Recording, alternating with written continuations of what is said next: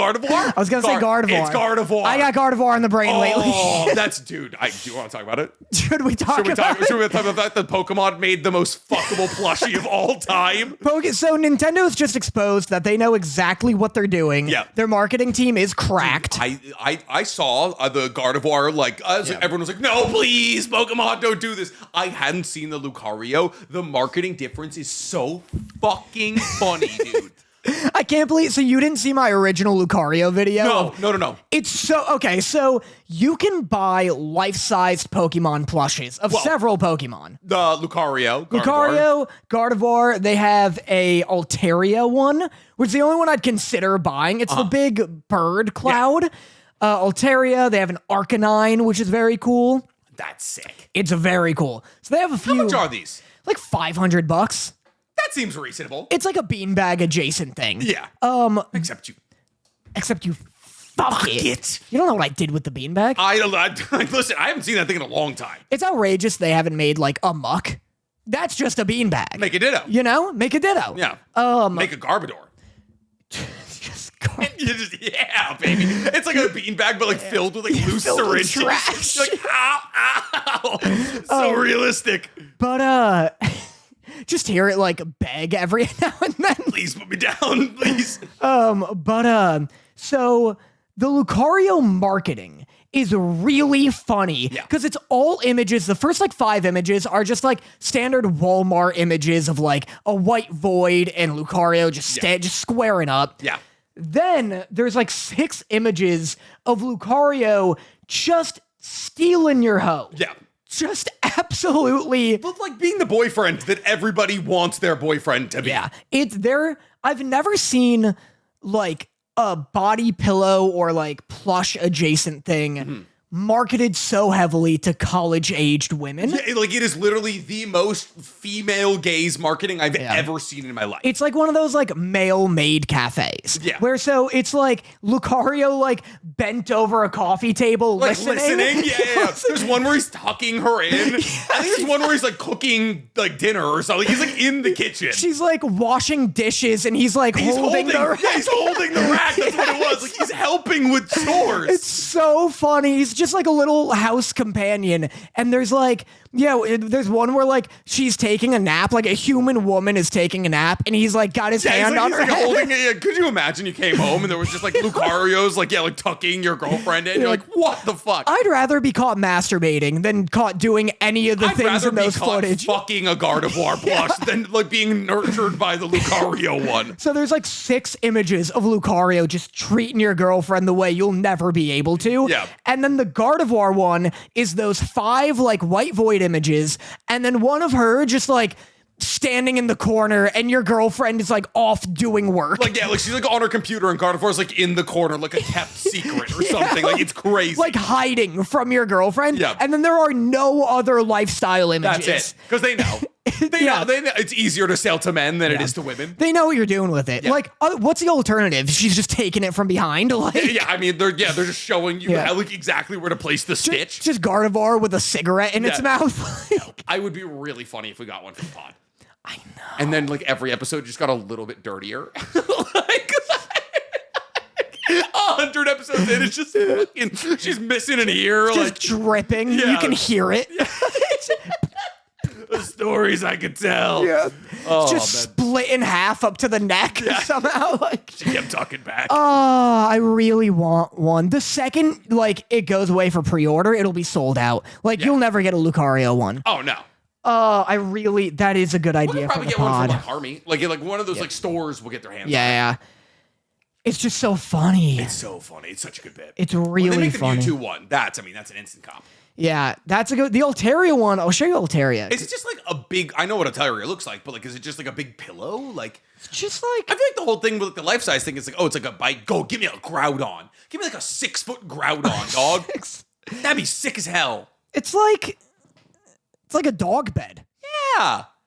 Yeah, like that one. See, that makes sense, right? Because it could like literally be a dog bed, and that would be kind of dope. You kind of need to be like a really well put together Asian college girl to 100%. like fit this aesthetic. Yeah, absolutely. Like the model they have here is like perfect for. It's like it makes. She's dressed all in white. She's in an all white room. Yeah, it makes this look like a fashion statement. It's the least creepy out of all the picks. It's also the most fuckable bird in Pokemon, unfortunately, except for Corviknight. Corviknight? Corviknight, listen, those are two different sides of the equation here. Corviknight fucks. Altaria makes love, you know? Yeah. That's Corviknight. Dude, Corviknight like that. Corviknight fucks raw. Dude, I love Corviknight's like one of my favorite Pokemon of all time. Corviknight blasts into your window and you're like, oh, I thought I kept it closed. Yeah. And he just like walks in on his little like bird feet and you're like, Corviknight, it's so late. And he's like, strip. And then Tinkaton follows straight through the same window. I thought I saw you, bitch.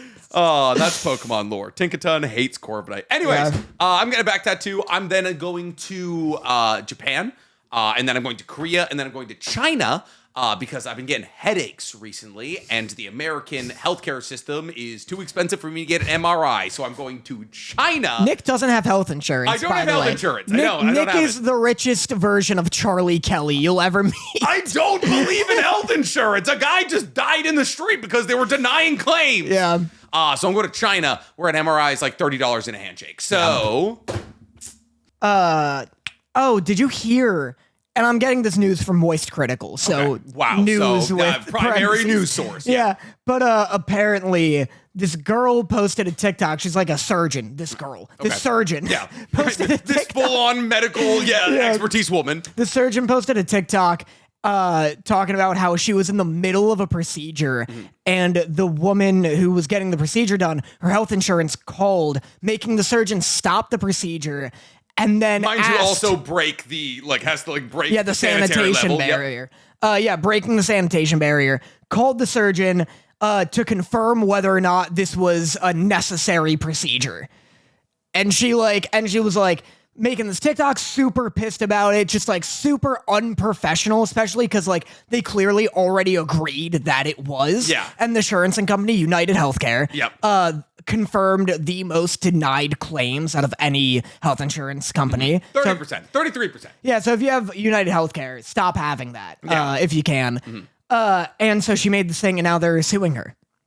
So I've been thinking about it like all week. I was like, man, I'd love to set up a fund that like is like, hey, if you cancel your health insurance and need a procedure, I will pay for you to fly to a cheaper country and get it done there. Dude, it cost Dorothy's grandfather. He stayed in ER, intensive care, for 8 months before he died. $100,000. Yeah. He went to a hospital for a week here. $800,000 before insurance. God, $800,000 before insurance. How? I feel like you'd think after like 30 people get sick, they're paid off for the year. You're good. I can't believe there's all this money in the world. Yeah, it's insane. It's great. So in China, like it's not free healthcare. Yeah. But like a part of your like paycheck goes into a healthcare card that you accrue your entire life, and then you just use that money. And it's like dirt cheap. So I just use Dorothy's parents' money when I'm there for all my healthcare needs. It's so nice going there because I just get to be like 14 again. Yeah. They just cook for us, do our laundry, and also pay for everything. And I'm like, wait, I just realized you're going to get an MRI for headaches. Are you doing all right? I'm fine. Yeah. I don't know. I went blind in one eye for like 2 seconds a week ago. Like, not blind. I just got like tunnel vision in one of my eyes.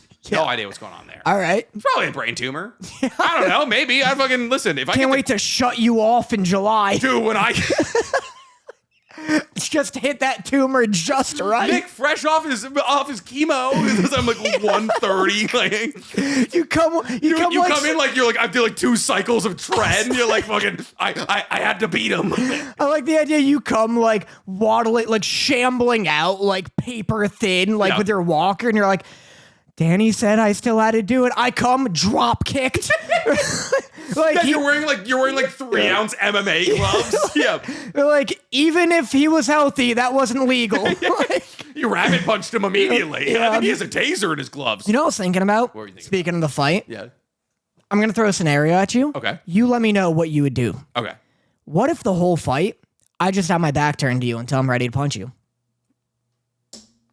Because you're not allowed to punch me in the back of my head. I'm not allowed to punch you in the back of your head. Yeah. I can punch you in your kidneys. like I have to make a call. Yeah. Call your boxing coach. The plan is changed. Skip back day. You're trying to get Yujiro Hanba's back and just fucking turtle up the whole time. Cancel the bets. You were literally gonna play like, oh man, who's that hero from Rainbow Six Siege? Like fucking Montaigne or whatever. Yeah, well, not Montaigne, but the London, the British operator with the shield. Yeah, the shield, the big shield that covers his legs. Even no, that's Montaigne. He's French. Who are you thinking of? Clash. You want to play the Clash? She's new. Anyways, so we have a lot to talk about this week. Invincible dropped its first 3 episodes. Danny didn't watch Sakamoto Days. And Solo Leveling crashed Crunchyroll. So where should we start? Should we do Solo Leveling? Or I guess Sakamoto Days, just because it'll be quicker because I haven't seen it. You didn't see it? I didn't. It's not out of like disinterest. Like I didn't drop it. Almost more frustratingly, it's because I've watched a lot of other things. Yes. I watched first 4 episodes of Pokemon Horizons. Yes. Because that's been my gym show. I don't want to read at the gym, which is why Aren't you with a personal trainer, aren't you? Oh, the only one. When I do the cardio Gotcha, stuff. yeah. I do like an hour with the personal trainer and then 20 minutes of like a run after. So like that's why you were watching One Piece dubbed, because like you can't be bouncing and reading. Like you'll throw up in an instant. Exactly. So I've been watching Pokemon Horizons, and I watched Common Side Effects, which is the new HBO show that we'll talk about. Do they own Adult Swim? Is that like all the same thing? Gotcha. Yeah, it's all the same. Same with Cartoon Network. HBO owns Cartoon Network. That feels wrong, but that makes sense. It's all Warner Brothers. That also feels wrong. It's all everything's Warner under an Brothers umbrella. feels too cheap for HBO. HBO feels too expensive for Cartoon Network. Yeah, there's only like 4 companies in the world. That's fair. Let's be honest. Procter and Gamble, Warner Brothers. What was that first one? Procter and Gamble. Who is that? They own everything. Crest, Colgate, fucking the Black and Decker, everything. I saw like a chart once that was like Coca-Cola actually owns everything. Like, doesn't like Disney own Coke? Something like that. Fuck if I know. Let me see who owns Coca-Cola. It's like this chart kind of blew me away and made me want to kill myself. The Alphabet company owns a lot of shit too. Like they own YouTube and all that. Meta? Oh, I see. Meta is Facebook. Oh yeah, Berkshire Hathaway is the most profitable company above Apple and Microsoft. Yeah. Also, NVIDIA is above Amazon. Well, I mean, yeah, because AI requires like an insane amount of graphic cards until so, DeepSeek kicked down the door. Yeah. Wow, this Berkshire Hathaway, crazy. Now you're learning. I don't like it. Yeah, it's not good. It's all bad. It's all bad. Everything's bad. Anyway, Sakamoto Days? Sakamoto Days. So I guess I'll do my review on Sakamoto Days. Sakamoto and Hardboiled have an aura off. There's a moment where they're fighting, and Taro's now skinny, and he literally punches Sakamoto in. Fuck yeah! I missed like a banging episode. Yeah, you missed it was like the first 7 or so minutes. Like Lou was doing drunken fist against the girl whose name I forget, and then Hardboiled and Sakamoto are having like this big old fist fight, which like it looks pretty good. It's like it's a fun fight. It's probably, I'd say, the funnest fight yet. All right. I don't know. I Better than the roller coaster? Last episode, I think, that's fair. Shin's episode was also good. I think last episode was probably the best episode, but this one's still pretty good. Yeah. And then Sakamoto and Hardboiled have an aura off. There's literally a moment where they literally crash into a merry-go-round. Merry-go-round? No. Don't know. I haven't seen it. Ferris wheel? Ferris wheel. And then they're crash through the wall, and they're both just sitting, looking at each other, and Hardboiled just smokes a cigarette. So crazy aura off. And then I basically just talked about how this is from this episode on is basically where Sakamoto Days gets good from a world building perspective, because they start to introduce the JAA in a real sense, and they're starting to build stakes and scale and all that. And now the majority of the important mover and shakers have been introduced. We have Nagamo, we have Lou, we have Shin. So it's a fun episode. It's more of a setup episode, even though it didn't seem like it was going to be a setup episode, because it starts with Taro versus Hardboiled. But it's a setup episode to build out the first real arc of Sakamoto Days. So it was fun. It was a fun episode. I mean, yeah, that's about it, Yeah. I and that's probably all we would have said, even if you had watched. Right, Honestly, we would have it was a fun episode. It is weird. I do like this podcast because it has me watching kind of mid-tier shows I wouldn't ever otherwise. I never would have finished all of Windbreaker in my normal life otherwise. Yeah. And it is good that even if we walk away from some shows being I don't really like it, or it was just okay, it is nice having it in my catalog. Yeah, at least we have the most informed possible opinion of it because we watched all of it, because we were like, oh, I guess we didn't watch all of Daima. Watched way more of Bird Mask Isekai. Oh, Shangri-La Frontier Frontier than I ever would have considered prior.